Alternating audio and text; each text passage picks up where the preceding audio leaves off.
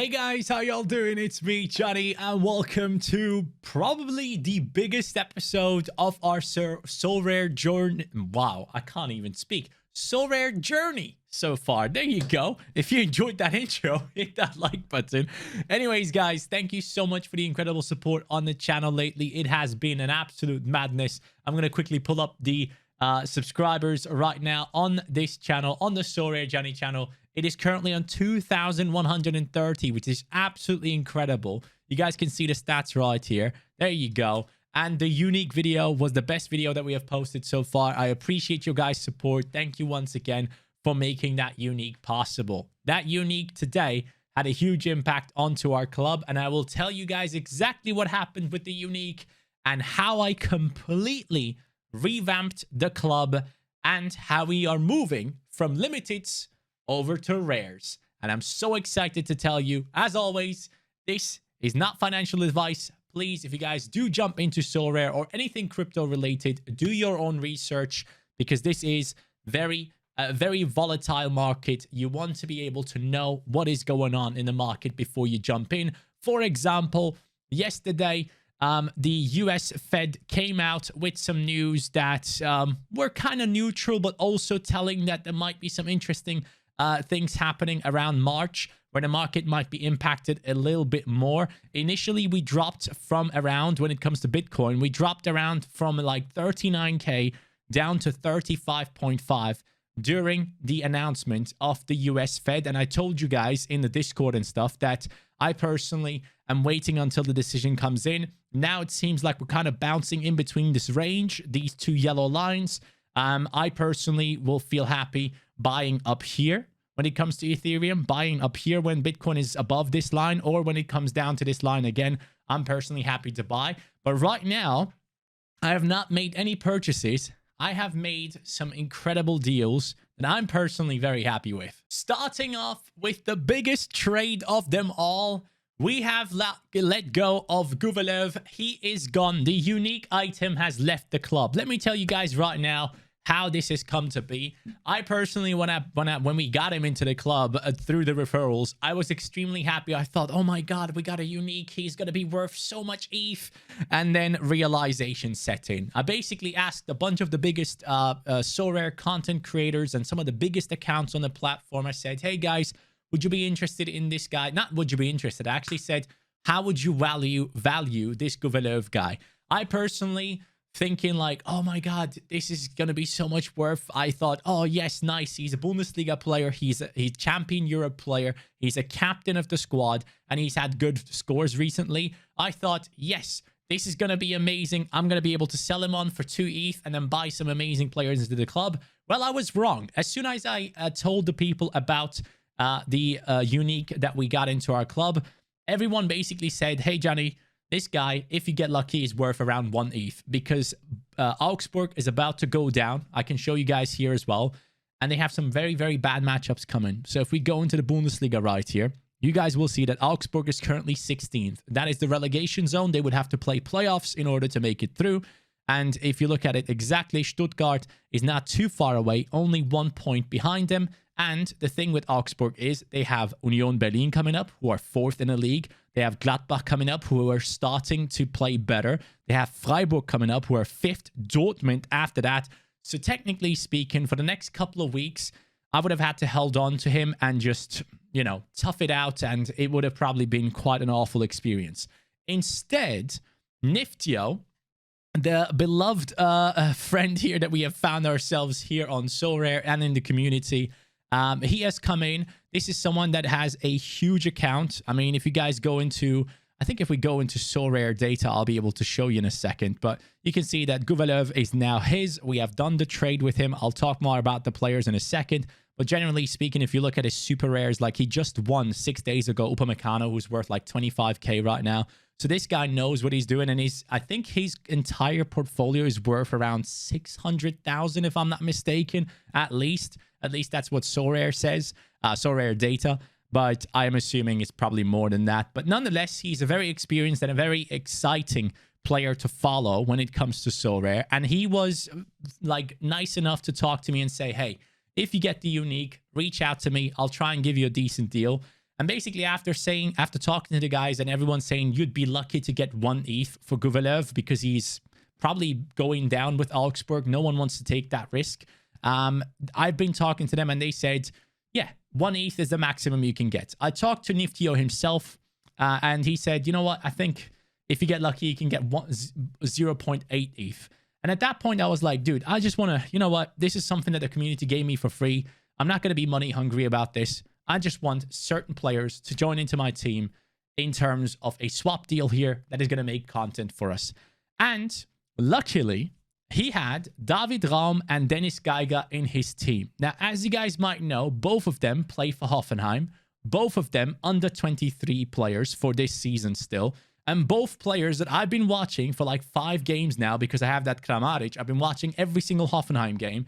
I'm extremely impressed by David Raum. No matter his scores, I think he looks incredible in the games. And Geiger had a long-term injury, like a 1-year injury, and has now returned into the team, and he's looking solid in that midfield. He looks like the midfield maestro right now for Hoffenheim. So I said, hey, buddy, how about you give me Raum, Geiger, and a couple of players to make up for the ETH value of this player? He said, yes, let's go ahead and do this. He sent the offer. I accepted. I'm happy. He's happy. And at the end of the day, this was a free item that we got into the club, and we got some decent players in return. So 2 rare players coming into the team there, with 2 of the Hoffenheim beasts joining the Hoffenheim team that we seem to be building alongside Kramaric. After signing Kaleta Kar in the last episode, I have then focused on certain players that I think are in great form right now, and a team that is in great form, from which I already own the player. As you guys know, we have Didion in the team, and we have Anto Grigic as well. So Anto Grigic plays for Sion. Birama Dioye is the centre-back of that team. Statistically speaking, their second best player in the team after Anto Grigic. So now we have 2 of the best players at Sion in the team, a defender and a midfielder, which I'm very happy with in terms of the value that we have given out for this man. Then we have gone ahead and signed 2 more players from Cercle Bruges. Now, let me explain to you guys why I have gone ahead and signed Cercle Bruges players. First of all, we have their goalkeeper, which has been incredible for us. When I jumped into Didion and I got him, they had like, I guess, this loss right here, something like that. It must be a couple of weeks ago, my purchase of Didion. And ever since then, as you guys can see, dub. Cercle Bruges is on fire right now. They are doing an amazing job. And on top of it, just this team of the week, as you can see here in a round of 23, Hotic and Miange are involved in there.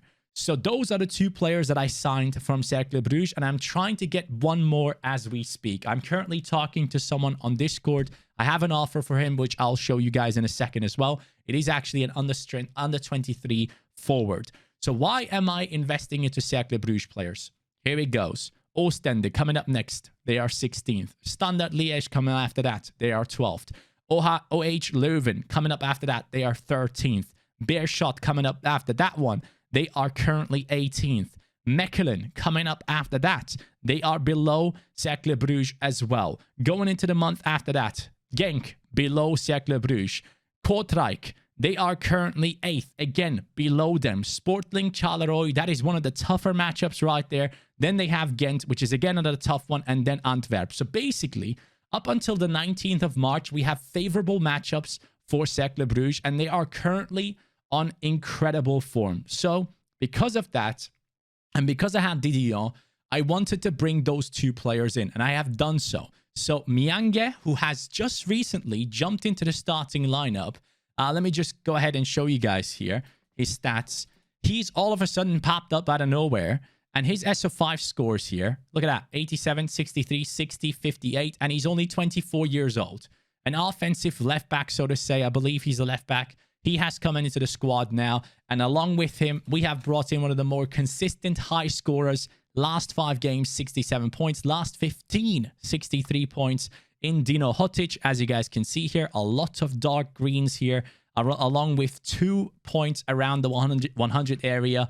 And in that last game, he actually didn't do too well, but they played against Anderlecht, who are one of the strongest teams in the league, and they have beat them 2-0.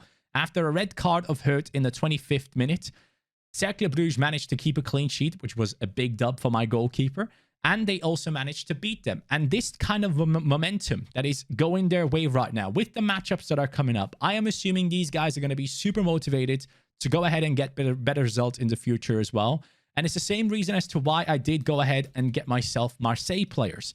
I did have Khaled Takar and Rongier in my team, as you guys know. And I think I talked about the matchups here as well as to why I went in on the Marseille players, because I think they have great games coming up, especially in Europe and also in the league. They have matchups that they easily can go ahead and win. Up until April, there are some really, really good matchups for Marseille, and they are fighting for European spots, ideally the second spot to get Champions League football next season. All those things kept in mind, we did go ahead and get ourselves Rongier and Khaled Takar now into the team as well. So after signing Hotic, Senna, and Birama Ndoye, I have gone ahead and I have offered Pau Lopez I wanted Pau Lopez from Super Usman, who is like one of the biggest accounts on the platform. This guy has a ridiculous collection on his in his club. And he has, I mean, look at this. Like, he has pages and pages of rares. And what is this? Michael Frey? Wait. Has that been accepted? My offer for the other guy? Hold up. I think it has. I think someone just accepted the offer that I made a second ago. Did he accept? I think he did. Let's go. Matondo is mine as well. And here's the point. Here's my point, guys. I have gone ahead and offered Charles de Ketelaar, Gomez, Bono, Brozovic, Malcolm, Wendell, and Sinistera. Yes, all limited items for Pau Lopez.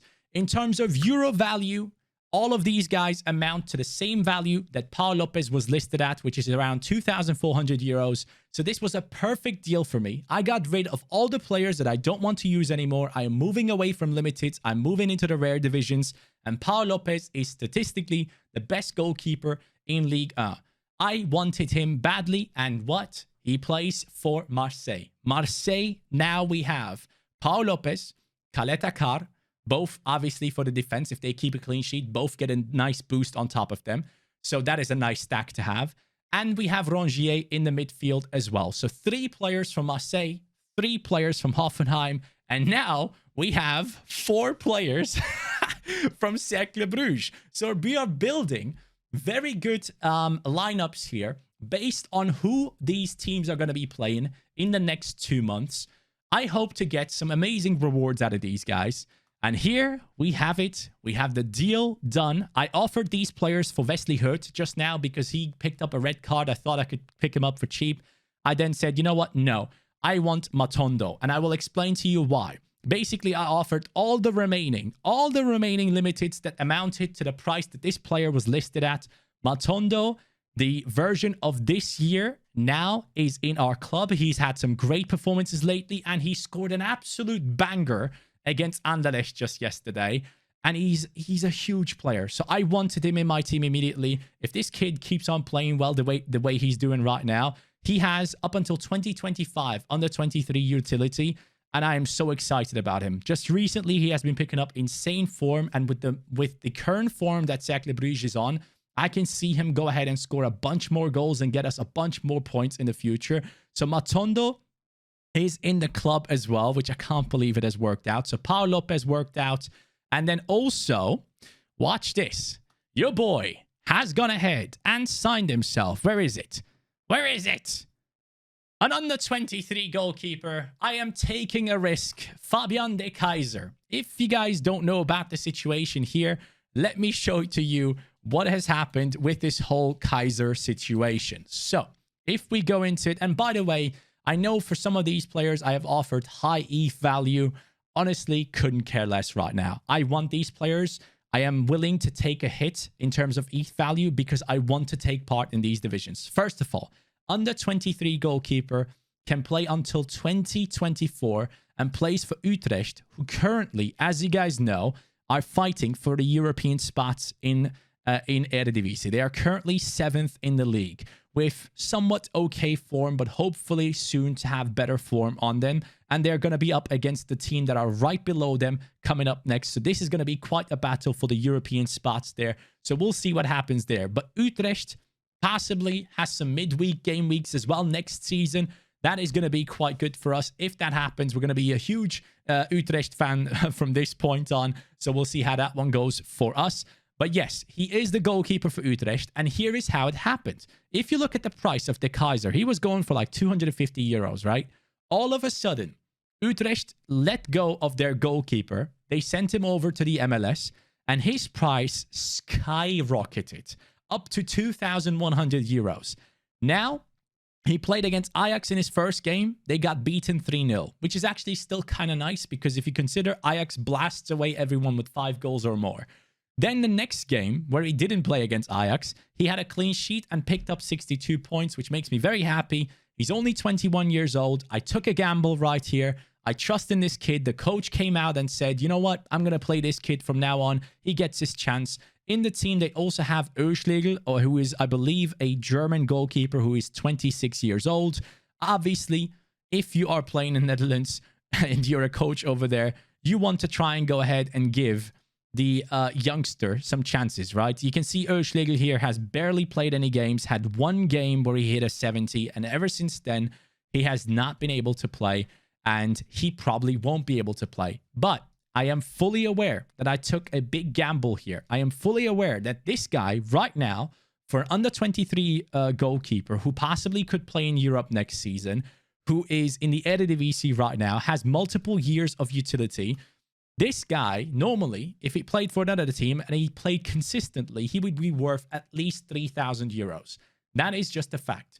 So by him just playing the next 5 to 10 games and being a starter there and not picking up terrible scores and not making mistakes like errors leading to goals, he will immediately go up in price because currently there's some uncertainty when it comes to him. People don't really think that he's going to be there, or they don't really know if he's going to be their main goalkeeper. Utrecht currently only have 2 goalkeepers, so who knows if they're going to sign someone new or not. For me personally, I am taking this risk right now. I am believing in De Keyser, and hopefully it works out for me because I am not willing to go out there and spend 3,600 on Lafont, 6,000 on Diogo Costa, 8,000 on Donnarumma, 4,000 on Van der Voort. I am not willing to do that. I am going to go with this because this could be a risky play. Yes, it is, but it could pay out big time. So De Keyser is our first rare under 23 goalkeeper. With that being said, let's go into our club and let me show you what has happened here. You guys can see in terms of limiteds, here in terms of limiteds, you can tell I only have Marco Reus left because Haaland got injured. I believe Marco Reus is going to get some more points because he's going to play more centrally now. So Marco Reus, I think his price is going to go back up a little bit. Again, he's worth around 260 euros right now. I'm just waiting for his price to go up a little bit more so I can get rid of him as well. But generally speaking, you can tell that every single limited that we ever had, that we ever trusted in, is gone. And the reason behind that is I want to be playing in the rare divisions because the rares have the most utility. You can play them in the pro divisions, you can play them in the super rares and all that stuff. I just want to get involved into the rares. And this is something that you guys hopefully see throughout my videos as well. I am fully aware that I've made hundreds of mistakes when I began with Sorare, but I feel like now finally I'm slowly finding my place. But even in weeks and a month's time, I think I'm going to look back at this video and be like, hey dude, I would do this differently now. But right now, I am willing to take the risk. I am going all in on Cercle Bruges. I am going all in on Marseille. And I've also brought in a semi-stack here of the Sion club. Even though their standing in the league isn't perfect, these two guys tend to perform. And now, let's take a look at the lineups that we get to build thanks to what we are doing right now. So, if we go into this week right here, there's one thing I need to change. Under 23 rares, Openda is red carded, but Matondo isn't. So, that, my friends, would then be my lineup for the rares. So now we can go into the lineup builder, go into the saved lineups, and I can show you now, starting on game week 242, we are going to be involved heavily in the rare division in 3 separate competitions. But the week before that, actually, I think I have a team set up here as well. What is this? Michael Frey? Yeah, all good. Let me go ahead into this upcoming week, which starts in 19 hours. Let's go into AllStar, exactly. And in the All-Star division, now I have to make a decision. I think I'm going to go risky. I think I'm going risky here because Endoy is going to be taken out now. I still am very happy that I brought him in because I also need substitutes in case some players don't play. But instead of Endoy, I'm going to bring in Matondo. I'm going to give Hotic the captaincy. So we basically are going to be using a stack here, a big boy stack when it comes to All-Star Rare in this weekend. I just don't know if I should play them at All-Star Rare or if I should play them in Challenger Europe. So if you guys have any clues, something tells me I should play them in Challenger Europe because I'm not necessarily going for just the threshold here. I want to win big. And for that to happen, I need these boys to perform. So tell me, I think Challenger Europe is probably the place to go because All-Star Division, there's a lot of insane managers coming in with ridiculous players. So maybe we just take this one away and put it into Challenger Europe. So if you guys have any clue, let me know in the comments down below. I'll happily take on your suggestions, but that would be basically our Challenger Europe team or All-Star, depending on your guys' insight. Let me know in the comments down below. I am willing to learn. Now, going into the game week 242, which is going to be our first full rare division game week, we are going to be having, oh God, yes, this is it. Okay, so Challenger Europe. We will have Didion, Senamyange, we will have Birama Dioy, Endoy, and Anto Grigic with a tough matchup, I'll have to admit, and Cercle Bruges, not necessarily with an easy matchup as well. Personally, not expecting wonders there. So I'm thinking, do I just put these guys into All-Star just to get the 0.02 ETH? Or do I put my faith into them and think, you know what, let's just go for it because they've just beaten Anderlecht. They've beaten some big teams lately. Maybe Cercle Bruges just continues and I want to use that momentum and possibly win something in Challenger Europe. In Champion Europe Rare, this is a team that I'm very confident in. Paul Lopez against the 12th place team in the league. So Marseille has a very decent matchup there with Caleta Car next to him and Rongier as well. So basically a semi-stack of Marseille along with a semi-stack of Hoffenheim, with Hoffenheim playing against Mainz, who have just lost against Greuther Fürth, so I can see them do well. Kramaric has just recently scored a goal, so hopefully his second half of the season self is going to come into play here, and we're going to see big points scored with him. And there it is! Under 23 Rare, the division that I wanted to play in so badly. Here it is, guys. We have it coming. The Kaiser up against Cambuur, not an easy matchup. I'm fully aware of it. Again, David Raum, Hoffenheim. He is a youngster that we can play in the under 23s. He comes in. We have two left backs playing with tough matchups. Hoffenheim against Mainz. Then we have Inter against AC Milan, which is going to be a big game where I assume it's going to be tough to keep a clean sheet for Theo, but he might get some assists ideally. Then we have Hudemakers, who apparently is going to be back from injury and playing in the next game, which I'm really looking forward to. So can't wait for him to be back. And then Matondo is going to be the man leading the line as the captain. So that is the big episode. All the limiteds are cleared out of the club. Great trade deals where I had to offer a little bit more than what the players are worth at times. But generally speaking, guys, even if I have made mistakes, I am so happy with the teams because right now I am building a base in the rare division that I can use for months and months to come, and especially for the next 2 months with the likes of Cercle Bruges, with the likes of Marseille. We have good and favorable matchups coming up. Let's look into Bundesliga as well real quick. I don't know what games Hoffenheim have coming up. Obviously, Hoffenheim is fighting for Europe. Ideally, you want to see Hoffenheim ahead of Union Berlin and Freiburg, in my eyes. So Hoffenheim, what are you going to do? They're up against Mainz. After that, Bielefeld, good matchup. Wolfsburg, again, decent matchup. Stuttgart, very good matchup. Köln, in the, what is it? Where's Köln? Köln is 8th. Ooh, that's going to be a little bit of a tougher one. Then against Bayern, get smacked. Hertha, 13th. Okay. Bochum, mate. All the stacks that we have somewhat acceptable matchups there in the next 2 months. I think, I genuinely believe this, if things go our way, if none of these players get injured, we have a very good chance of doing well. And by the way, for some of you guys wondering, why aren't you using Openda? First of all, Openda picked up a red card. Really upset about that one. And why aren't you using Musiala? Because Musiala is just going to be subbed on, and I'm not looking at Musiala as a perform now type of player. I am looking at him as a long-term investment in a top club, playing in Europe and playing in the Bundesliga and destroying teams in the future.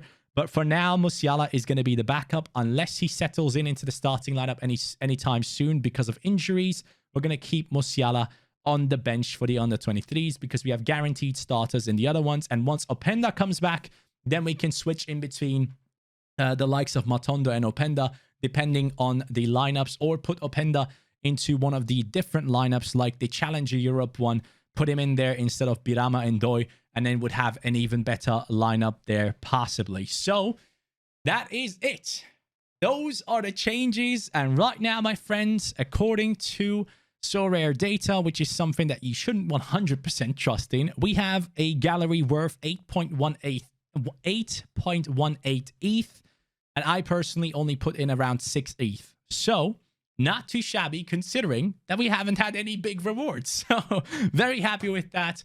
Guys, thank you so much for watching this one. I am personally addicted to this Sorare journey. I was planning on putting more money in, but now that I have these lineups ready to go, I am willing to chill. I think the next thing I personally want to do is to go ahead and invest into the other divisions, like the AllStar, like the Americas, all of those ones. That is where I want to invest into up next. So possibly getting myself an under-23 Asia type squad, or a top Asia squad, or Brazilian league. Those are the things that we're going to be investing into up next. Possibly MLS as well. Probably MLS, actually.